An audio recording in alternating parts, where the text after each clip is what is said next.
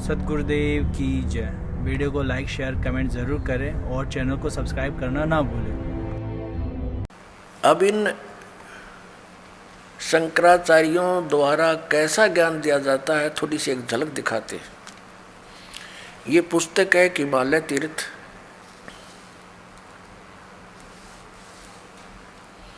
JP Namboori इसके ये लेखक हैं। हिमालय तीर्थ जेपी नंबूरी उप मुख्य कार्यकारी श्री बद्रीनाथ केदारनाथ मंदिर समिति, कोलकाता से प्रकाशित है। पहला प्रकाशन, प्रकाशक है रंजू चक्रवर्ती, क्षेत्र A/1, बामा चरण राय रोड कलकत्ता, मुद्रक प्रिंट सर्विसेज कलकत्ता। ये ऐसे। अब इसमें कथा दिखाते हैं आपको हमारे शंकराचार्य जी हमें क्या कथा सुनाते हैं, कैसा ज्ञान देते हैं। यह एक कथा सिंपल सी लेंगे, ज़्यादा इतना समय नहीं हम वेस्ट करेंगे। देखना, ये पृष्ठ नंबर 19 पे एक कथा सुनाई है इन्होंने इन तीर्थों के बारे में। ये तीर्थ कैसे बने, ये हिमालय तीर्थ पुस्तक है। यहाँ लिखा है कि ये पहले तो उन्होंने और बताई है, नर और नारायण ऋषियों के पश्चात अन्य ऋषि मुनियों व भक्तों द्वारा यह ज्योतिर्लिंग पूजित रहा।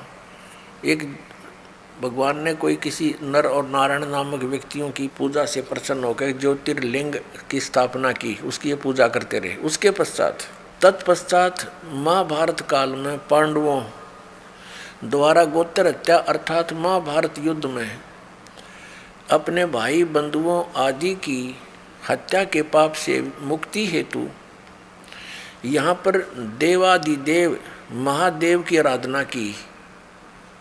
अपना पाप नाश करने के लिए भगवान शंकर भगवान की पूजा की उन्होंने, ये पांडवों ने।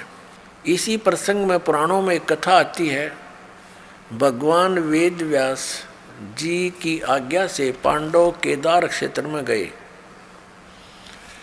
भगवान महिष यानी भैंस का रूप धारण कर केदार अंचल में विचरण करने लगे। भगवान शंकर ने भैंस का रूप धारण किया और उस केदार अंचल में यानी उस क्षेत्र में घूमने लगे भैंस बनकर।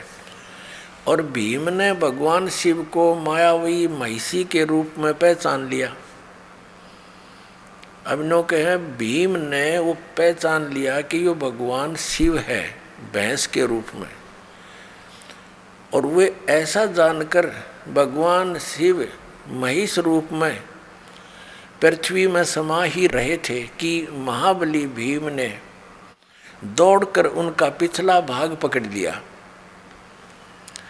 पांडवों की भक्ति एवं विश्वास को देखकर भगवान शिव ने उन्हें साक्षात दर्शन दिए।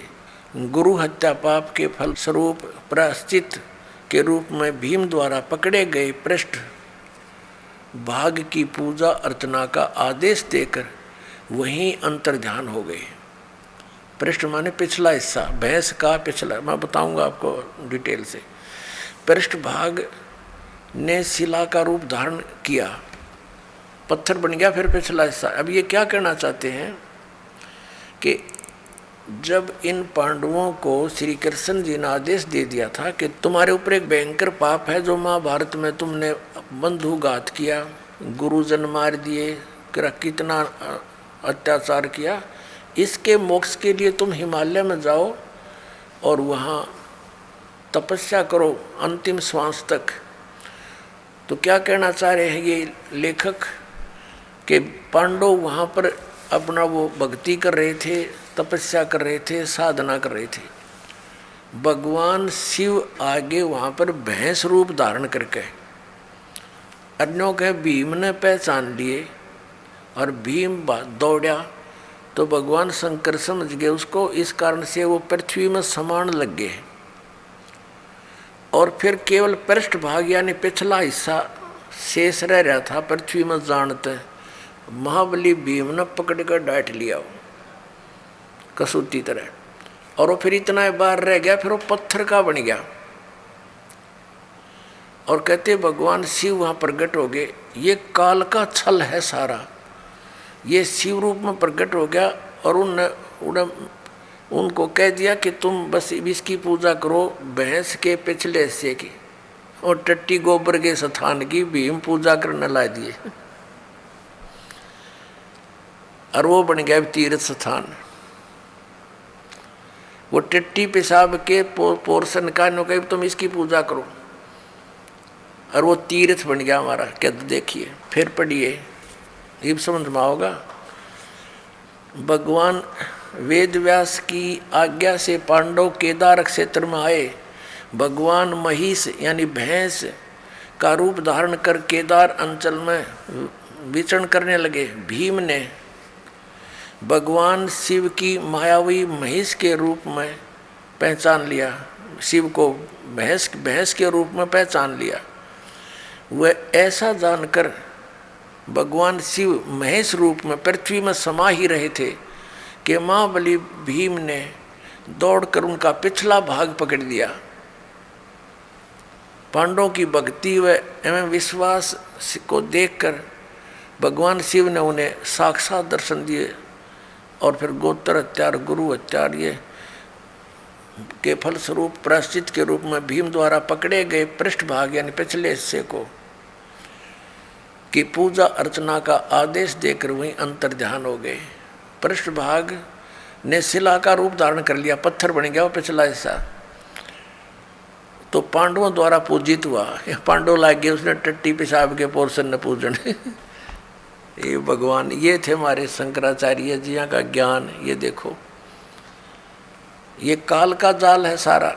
आगे फिर जो भैंस रूप में भगवान शिव थे, कहते हैं वो पृथ्वी में समा गए, समाने लगे तो पिछला हिस्सा तो भीम ने पकड़ लिया, वो उड़े डट गया। अब आगे कौन कौन से पैर कहाँ गए, मुंह कित निकला जाकर उसका, ये देखियो। ये 19 पृष्ठ पे पढ़ रहे हैं हिमालय तीर्थ के। यहाँ आ गया अंतर जा रहा, और वो फिर पिछला हिस्सा पृष्ठ भाग यानी पिछला हिस्सा, ये पिछला भाग है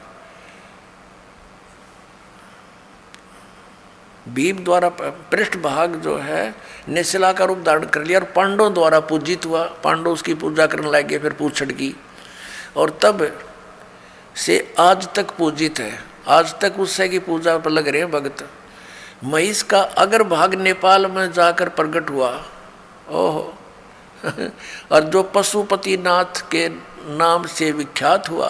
अरे वाह देवताओं, कहते हैं उस भैंस का अगला मुंह सिर उड़ा निकला जाके कहाँ, नेपाल में। ओहो, महेश का अगर भाग यानी अगला हिस्सा मुंह सिर नेपाल में जाकर प्रकट हुआ, जो पशुपति नाथ के नाम से विख्यात हुआ। अब वहाँ पशुपति नाथ के नाम से मंदिर बन गया, लोग वहाँ पूजन लगे। ये इन हमारे शंकराचार्यों द्वारा दिया गए ज्ञान पर आधारित पुण्यात्मा वो साधना कर रहे हैं। महिष के अन्य 4 भाग कर्म से तुंगनाथ में बाहु, रुद्रनाथ में मुख, मद महेश्वर में नाभि और कल्पेश्वर में जटा।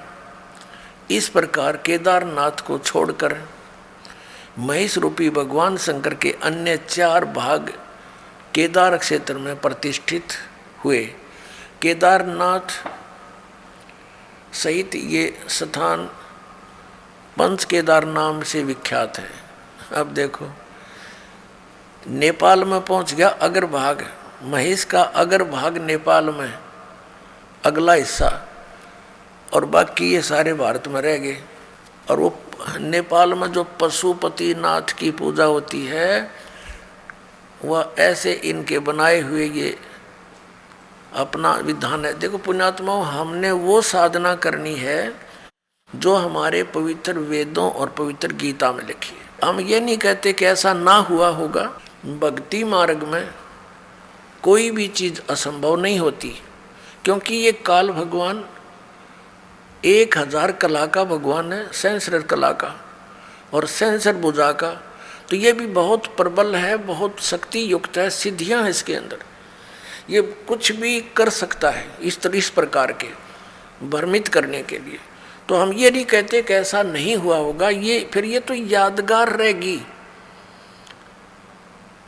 हमने पूजा वही करनी है जो हमारे सदग्रंथ बताते हैं।